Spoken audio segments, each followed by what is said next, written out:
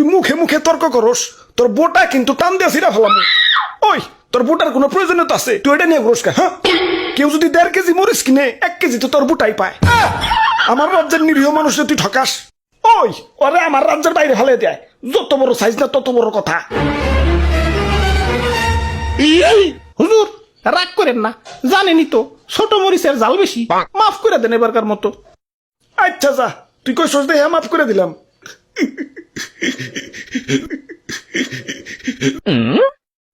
ওই আমার অনেক অনেক ক্ষোভ আছে। আমার দাম যখন স্বাভাবিক আসিল, মানুষ আমার দাম দেয় নাই।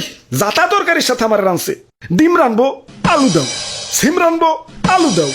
ঘরে তরকারি নাই, আলু ভর্তা বানাও। একটু ইজ্জত ছিল না। গরুর মাংসের সাথে আমার রানলে তাও নিজের একটু বড় বড় মনে হইতো, কিন্তু একদল লোক আবার সেই মাংস থেকে আলু মালু সাইটে রেখে বাইসা বাইসা খালি মাংস খাইতো। এখন আমার সস্তা মনে করস ভালো কথা, এভাবে সাজিয়ে গুছিয়ে গরুর মাংসের সামনে আমার অপমান করার মানেটা কি? আমার কি কোনো আত্মসম্মান বোধ নাই? এখন দাম বাইরা রাজা হইছি, কিন্তু অতীত ভুলা যায় নাই। প্রতিশোধের লেলিহান অগ্নিশিখা এই রক্তে প্রবাহিত। যারা আমার দুঃসময়ে মাংসের তরকারি থেকে বাচ্চা বাচ্চা আমারে সরিয়ে রাখছে, আমার অপমান করছে, ওদের আমি কাছে পাইলে ইস কি যে করমু, ওদের আমি সুলের জনাবো। চুপ, এত কথা